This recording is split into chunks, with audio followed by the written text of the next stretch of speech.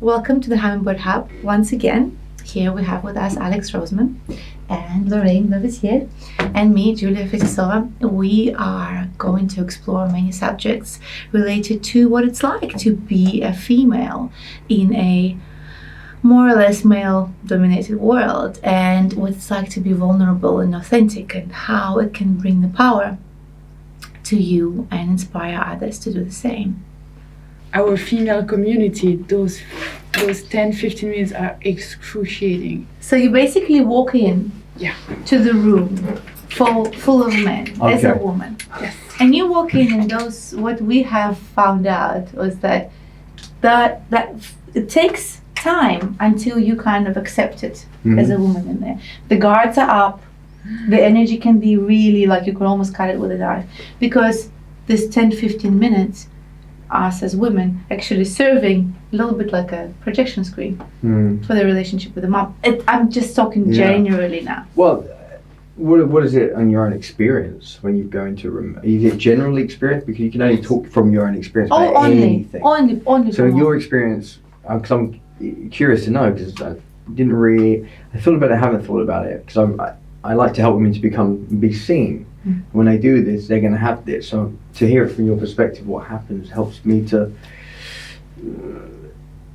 be aware of what may happen for them. So yeah, what does it mean? So you go into a room. How does it? Does it hinder you in some way to show who you are? Do you feel?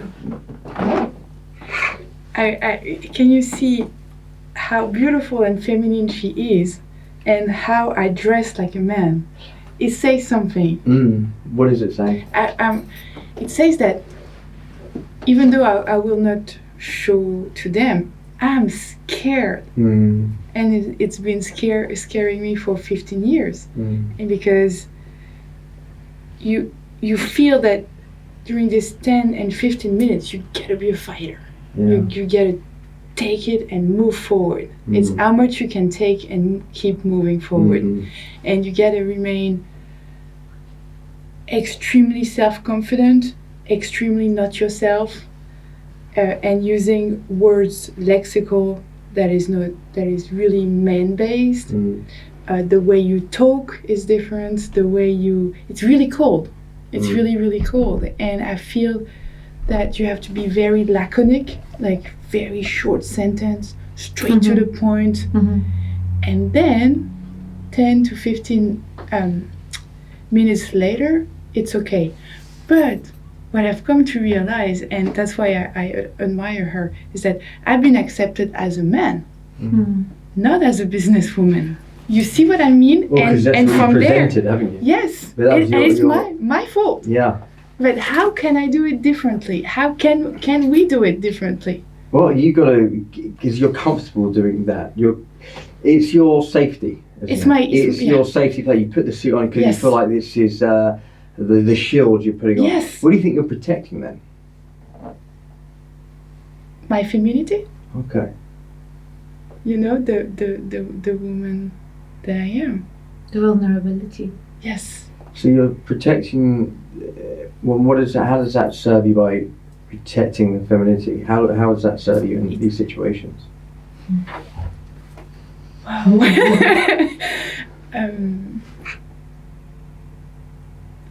It's the best practice that I've found. I've never found another one. It's the one that enables me to present the work of my beautiful team of men, women, and coming from all different backgrounds. And I feel that there they can listen and hear what we have to say.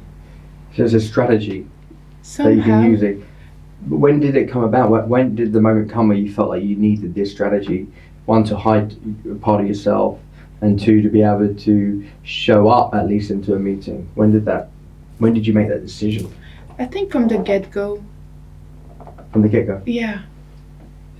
From the moment I've entered the business field. Not as an intern, it was something that was part of the deal, I guess. Was it something that you saw, and you maybe saw it in your parents or on TV, that it was like, I'm going to play this persona because if I show my feminine side, what was your fear of, like, if I show my feminine side, what would happen? What would happen? Actually, I didn't have example as Julia. Around me, there's not so many women who were working. They were working as mom, which is huge. But I've never seen business women being feminine. My bosses were men, and the women, we all suit up. Yeah. I've never seen. It's really something that I didn't see before. Like. And how to incorporate it. Yeah. I was thinking, because when you bring in your feminine energy, you're owning who you are. That's what you're doing. You come in, you own who you are, and we're discussing it. Like, you know, people who feel like they need to be liked, or they act in a way in order to get a reaction that they want, rather than showing up authentically as who they are, good, bad, the ugly, whatever. Yeah. And there's a part of you that sort of admires. I'm sure you're looking at her going, oh, you're owning that part, and you're able to be malleable and use it. Like, wow. And I'm sure at the end of it, you feel more energy because you're not fighting the masculine and feminine. And the mask that you have to put up to pretend that you're this, to protect this, means that you always have to hold up a shield. And it must get exhausting, right? Yes. So what would it be like to put down the shield and step into a situation where you can now own your femininity and bring that into the masculine business world? I think it's smart. And you are very smart. Yeah. Oh, thank you. Yeah. Thank you. And you're very feminine without you realizing it. You're very feminine. You're very Really? beautifully feminine. Yeah. That's a strength. And you've been hiding that part of yourself, it seems to be. Yeah, I That's can. right. During presentation, I don't know if it relates with people, but one of my female friends. She told me, "You're not a businesswoman. You're a businessman." Like, when I talk about business, I talk like them, and it feels that it protects my integrity. What is it with business as a word itself? Yeah. That we already attach a connotation and meaning to it, that it has to be Yeah. hardcore masculine. Why business cannot be balanced, Yeah. male and female? Well, I think it can. I think you're a demonstration of it. When you're balancing it out and you stepped into the business world. You know, I'm sure you've heard the phrase, nothing in life has any meaning except the meaning you give it. Of course, it depends on your meaning you give it and how you think you need to project yourself towards it. There's women out there who have their business who are their feminine selves, and they've created, you know, the culture. So it's really who's responsible for it? Someone else or you guys? When you step into business to say, well, you ladies, obviously not guys, you ladies to go in and go, right, this is, we want to change it. And that starts with yourself, not, you know, wearing the suit going, I think this is what because it's kind of like acting, right? Yeah. It's that you're putting the act on, and I get that. We do, it's like suit of armour, and you step in and go, right, let's bring it on. And it can serve to, you know, obviously, it's got you where you are, and yet there's always partly, as you said, going back to the hiding part. And I think it's the reason the business seems masculine is because maybe many women think that, and they bring in their masculine and they keep their feminine away, when it really needs to be brought in to create the balance, to shift the meaning of what business is by you being an example of the feminine and going, how this is, I can bring this to the table that no other man can. Because you can't compete in the sense of the masculine, your version of yourself. Yeah. You see what I mean? Unless you're at your core, you're masculine. And I don't think you are. I think you're a feminine, but you're having to put masculine over the feminine core. And whatever reasons you've had to from earlier on, whatever meaning you made of it, but if you can bring in that part of yourself into it, and you can, we collectively, women can break that cycle, but it does start with individuals like yourself to change meaning, so other women can look up to you and go, oh, you can do it that way. I think and you break the mold. I think that's the best way to do it, to be honest, because when we spoke about it in the car, when you're coming in there and you're actually mimicking them, you're kind of becoming that masculine self. First of all, you actually you bring out a side of you that's not natural to you. It's in you, but it's not your only you, right? But you have to bring that up. So you're stepping in there, and you're creating already conflict. So here's the masculine, here's the masculine, and there is enough of the masculinity already going around, and you're coming in as a woman, which already is a red flag because you're a woman, and here you are, how you say it, there's a lot of subconscious traumas that are related to women, and you bring your masculine. So it's basically it's a double threat type of thing. But when you're coming in there and you go, this is the kind of thing that I had to admit to myself, and as I said, we spoke about that, I cannot be a man, and I don't want to be a man. I love men for what they're bringing to the table, but I'm not one of them. I am a woman, and what I have to bring will be in a different way that might just add to the experience. It might just add to the picture a different point of view that makes it whole and complete, right? And also, not forgetting the ego, right? We have the masculine and we have the feminine, then let's say ego, self-protection, and that's the part that maybe bringing up the masculine side and who you think you need to be, and also the men in the business world, and coming in territory, and and it depends on the business and what field, I'm sure, right, and what sort of industry, and just some more sort of masculine than others, I'm sure. I mean, it really comes down to, I see it, it's like when someone says, oh, be careful with this, they're already putting their projection on me of what that thing is, and I do my very best to go not listen to that. I'll experience it for myself from what's going on here and what I decide to see. It's, you can choose that world that someone else has their own world, you have your world, and they can go into a business and say, oh, it's full of these kind of people, it's got this, and if you take that belief on, you're going to create that, right? And I see it, well, if I say, okay, thank you for sharing, and you take your own experience of your own inner world into it, you'll discover, you'll find what you need to see for yourself. And if you come in there with love and openness and the feminine energy, then you'll maybe start to see that, right? Start to transcend or transform, and the business becomes that. But you know what it is? It's a very brave thing to do. What Lorraine is doing, for example. A very brave thing to do, because then you are actually faced with your fears of standing up to your father. Is this who we referring to? Okay. Women. Okay. Because of the dynamic that you have with men, you having to and it's on such a large scale, standing up to any possible rejection, any possible judgment, any possible projection, any possible expectations, any doubts or whatever, because it's like, you openly expose yourself to that, and I'm talking about that if it is male dominated, because we are lucky enough and blessed enough. Most of the people that I work, not that I would prefer one over the other, but there's women that are around me, for example, mainly in this area. I have the other area where it's just men, but funny enough, it's kind of balancing itself out. What about women in the business who, say, there's multiple women and they bring all their masculine energy in? Yeah. What would that kind of dynamic bring? Would you prefer that the men with their, natural masculine self, should we say, and the women who are bringing their masculine, there's more women bringing their masculine? Would you say there's bigger challenges there? Yes. Yeah. Why do you say that? Because yes. Okay, just because yes.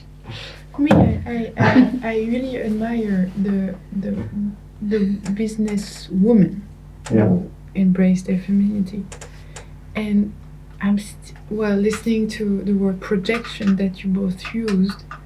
I really like the way you've talked about it, and it's just those 10 minutes when they project you their mother, their ex-girlfriend who broke their heart, whatever, and also you being able to put that away without compromising your integrity and your authenticity.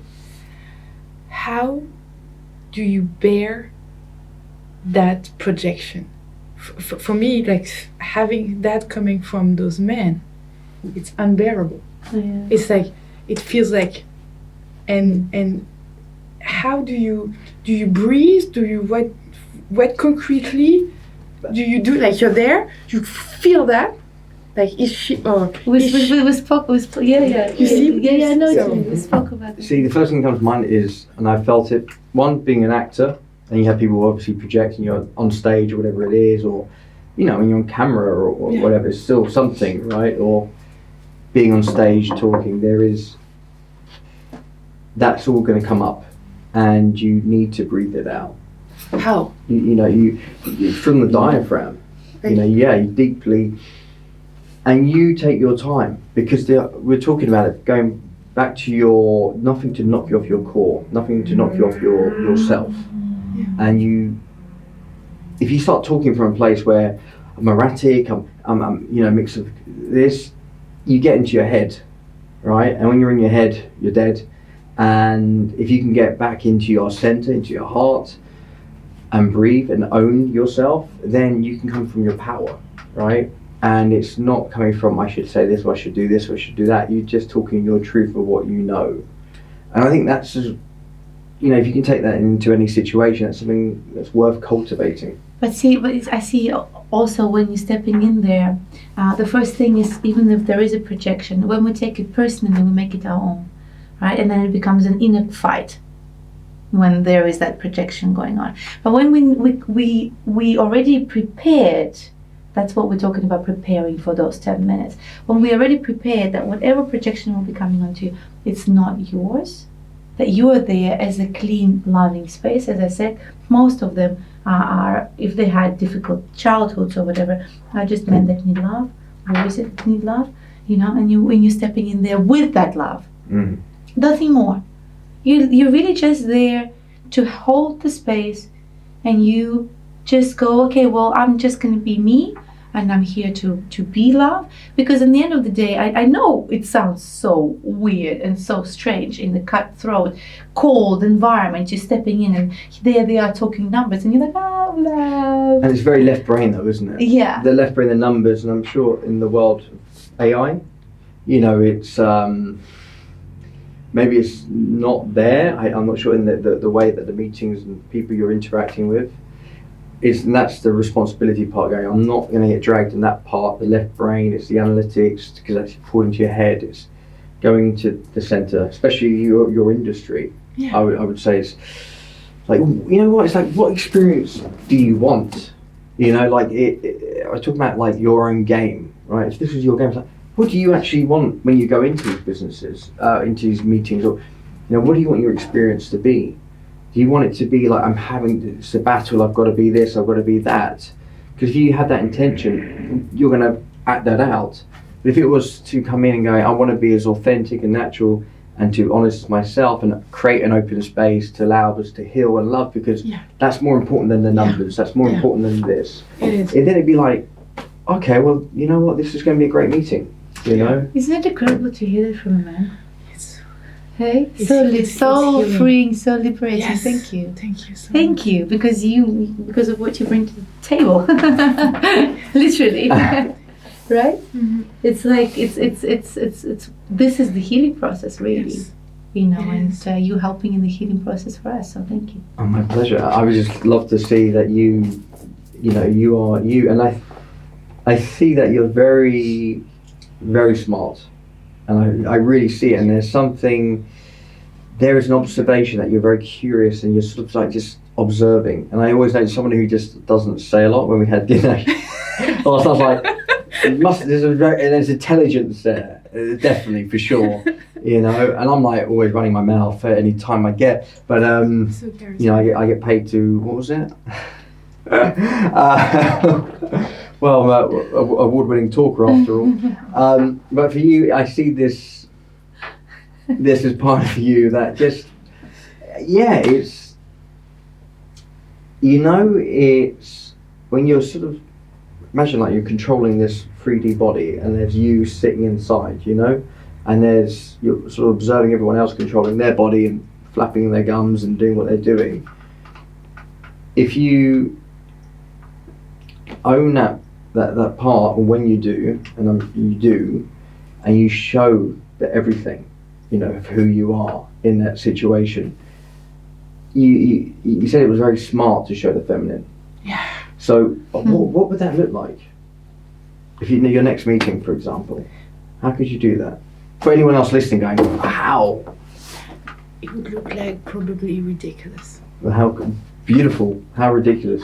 Because I'm so corny to a point of no return. Of no return. Wow, I would love to see that. Like this, really, I'm corny to the point of no return. Yes. Thank God we got that on camera. This is true. That's one of your quotes in the book, right?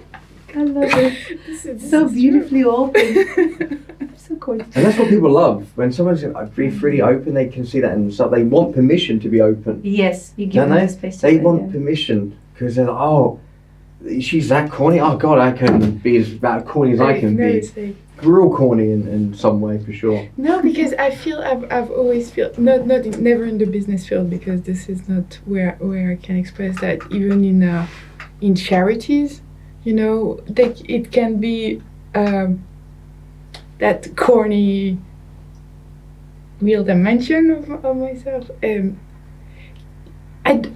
I will put it another way. Yeah. I don't think kindness is completely understood by people.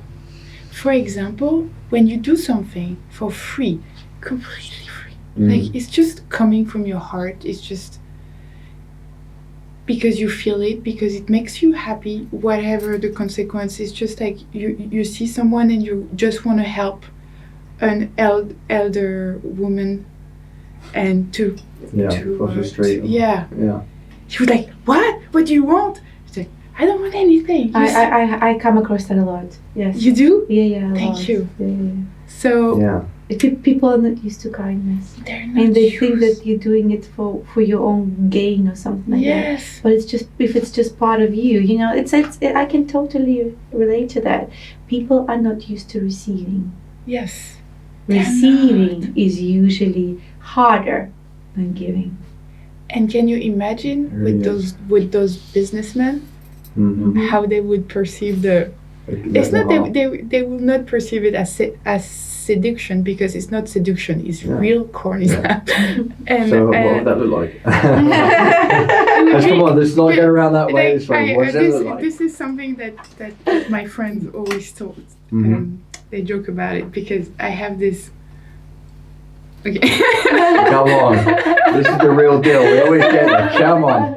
It's like, I'm like, if someone is talking about themselves or paintings, and I'm like, and you can hear me. Sometimes I think it's wow, and I could do that on the boards of companies. Wow, that's amazing. Good for you. More power to you, girl. Yay. So it's like completely amazed. Completely amazed. I'm like, and you see that as corny? Oh my Being God, amazed? it's so corny. It's Why? Because she's judging that part of it. Yeah, so where does that become it's like, corny? or the big boss, whatever. I could see that he needs a glass of water. I would do it. It's okay, It's like, what are you doing? You're losing your credibility. No, you have to put a little honey in your tea. This is something that I could do. Yeah. I see what I see. You see. What I see is like the exhaustion of. You're not the only one. Clearly, there's so many people who maybe feel trapped by the idea that they need to observe everything they do, otherwise they may be judged or looked at. Yeah. And it's the prison of ourselves of worrying about what other people think, right? And it's not even what other people think, it's what we worry about is what we think that they think of us, right? And that, when you drop that completely, it's a sense of freedom where you get to express. Yeah. And when you're able to express, new creativity is allowed to kind of flow through you, right? And I see with that intelligence and with that freedom to be able to be creative in any situation. I think that's be inspiring, where people look at you and go, wow. Yeah, I'm like, and it's because you see it in them. There's something that they may be able to express in a way that you go, wow, the human spirit is showing up when they're not caring about what others think. And it's that admiration in them, because it's a part of you, I think, that's screaming to come out. yeah, but A lot more. I think it's brilliant, but when you have this presentation, the businessmen would do like, okay, this is the goal, and then you have this number, and then you do this. And my corny self would be, this is the coolest thing on the planet, you know, like this number, it's gonna be so cool, you know, like, and you hide this, or do you do this, or you hide that part? Yeah, I hide it. Yeah, but that, like, but you how much more? disagree. I'm more curious about that bloody number. Before I'm like that, and then you're like, your curiosity is bringing me to the. But you know what you're doing is like you're. Wow. Yeah, exactly. This but is... that's what you do. You're grasping attention, making people conscious. They're like, what's going on? People are generally like that, you know. So the fact you could bring that in is they take a me gift. more seriously. It's a gift They to take me more seriously when I'm like. No, but that's what you think. Yes. But you never actually experienced the other way. No. Because you're. Like this algorithm. Do you understand? But, I see that as a judging of yourself for sure, where you're not allowing yourself to show no, up. I've experienced. No, not. Yes, I've experienced. No, not really. I've tried a little bit. You know, like this. Have you been there? Like you turn this little tiny finger on the water, see if it's warm or not, and it's like really cold. Yes, and that's what you did. You retreated back. Completely. I'd love to sit you for an hour and see where all that came from, but But can I ask, do you understand the retreating? Yeah. When you kind of like you give it a bit just to test it out. Yeah. If that's what you mean. And there's like no rapport. Is that what you mean? Yeah. But you see that's the beauty of it, when you just give it without expecting anything back. Why? Because you own that space. Yeah. That's not the space. You are not stepping into their space. You're coming in and you're creating your space. You expand as soon as you're there. But their agenda is like they have 15 minutes for you, or 20 or 30 minutes. In charities, in your personal life, you can. It's different. It's the kindness will always find its way. It doesn't matter. But in those 30 minutes, it's trust that has to be built. You know? It's also, but you see, you are the one who is doing the presentation for you. You have nothing to prove to anybody around but yourself when you're standing there. The team, I understand. partners. I understand the difficulty of that. I totally get that, because a lot rides on it. You're protecting. What I see it as, you are of course protecting a part of yourself that you didn't want to show. As you said, you see maybe the feminine part that you've now put the shield on over, right? And to show that part of yourself where people see it, it's just the scariest thing, because our deepest fear the fear of being rejected, right? If you showed yourself and did this, and people were aghast and were like, "Oh my God, who is this person?" and how dare they? Work that has been done by a beautiful team. Yeah, and so you're saying to yourself, if I express myself as who I am with the work, then they will reject me. That's okay, but the work also. Is it? Okay. It's not my, and it's the work of beautiful developers, beautiful people. I hear it. I don't want to say it's not. I'm in my coaching. I can get very blunt with things. I say, is it an excuse for you to not show yourself? I don't know. Is it this thing that you've modelled, that this is the business world and we can't show excitement to these things? They need to see it in a very left brain, logical way. Because I do not want to. You know what it is? It's like the weight and shoulder. If I show myself and they reject it, then it's that fear of, then I've let down the team. Yes. And I obviously don't want to let down the team, because I'm showing myself, and it's like you're putting so much. There's so much authenticity if you just showing yourself and letting the team go, you know what, it's okay if we failed, but the fact you stood up and showed who you were and you were authentic and you gave it all, that was far more. Yeah, you that's give your best far more important yourself. than the project, if that makes sense. Because then they admire you and go, wow, like that was amazing. And I'm sure you wouldn't get the reaction you think you would. Yeah. If you showed up and you did that. That's what it is. It's just because you expect a certain reaction and you're already prepared for that. So you are setting up the algorithm for a certain process in advance. It's a pattern. Which is again normal. But then again, when you are stepping in without any kind of expectations, without any kind of projection. You are stepping in as you're doing your best. The best that you can do at that point in time. Thank you. But you've got to also know who you truly are. Yeah. And that is a lifetime of discoveries. Well, we're talking about the personal development, the self-development, the work, what the Hummingbird is really all about. It's to bring the manual, right? It's knowing how do we operate, how do we access this, Yeah. Because we weren't given it as a baby. There was no the parents who go, this is how you work this child. And like, oh my God, like page 3, okay, that explains why the baby does that. It's nothing like that. And Yeah. the iPhone, the laptops, they all get the manual. So it's like, this work is essential to know who you are. So when you do show up at that meeting, you go, I've done that work, and suddenly you just seem to show up. Yeah. And you do it, and you express yourself, and then people, they see you, and the team see you as you, and you're not playing the part of something else, and they see the thing on the board come to life in a whole different way. Yeah, And I think that's what it is. way. In your way. Not how you think, because what it is right now is, I'm doing it in the way where I think that they think they need to see. Yeah. So all the power's to them. Yeah. There's no power to you. Yeah. Yeah.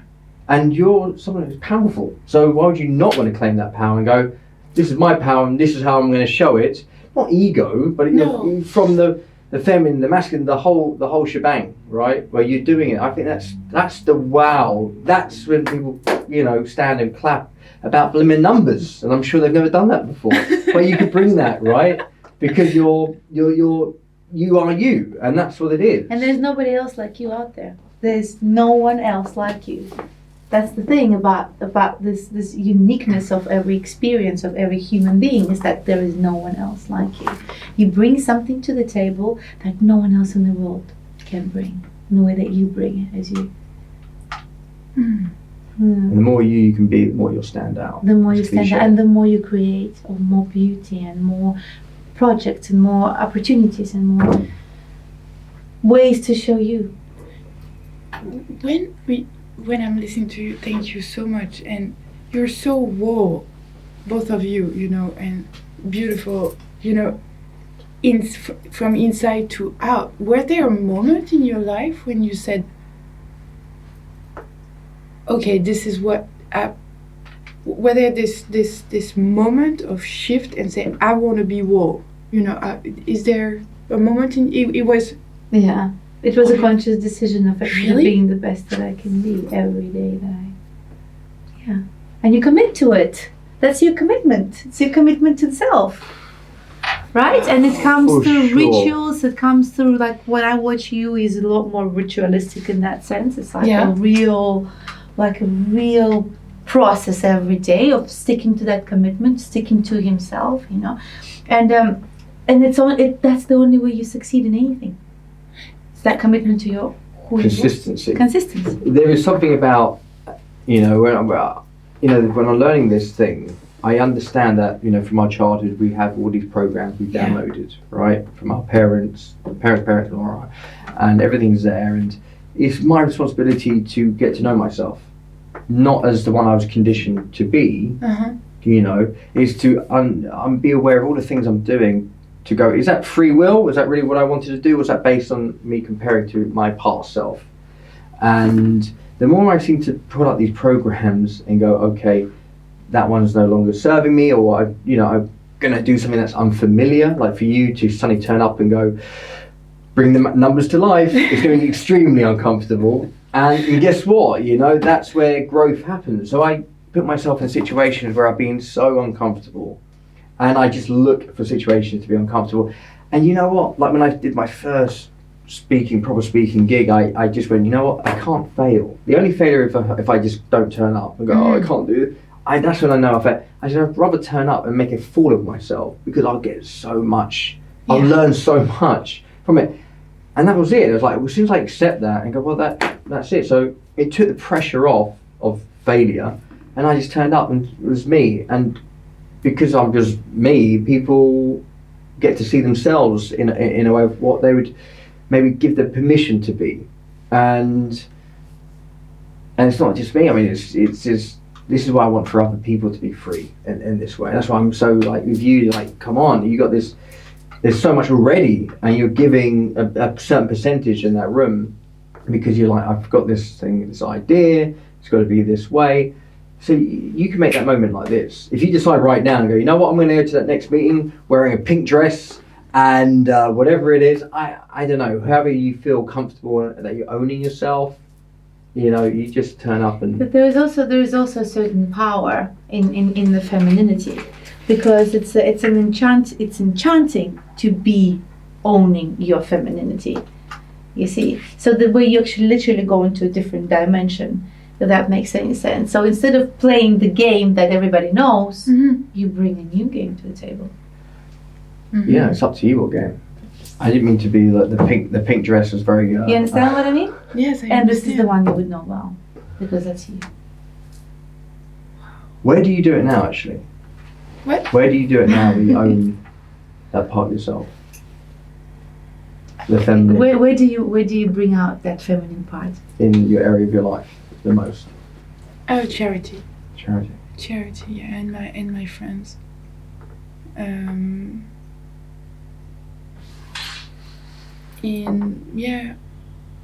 It's I think in those areas, femininity is a source of so much joy, and so it makes complete sense, you know, when someone and a sick person, a student who needs a good ear to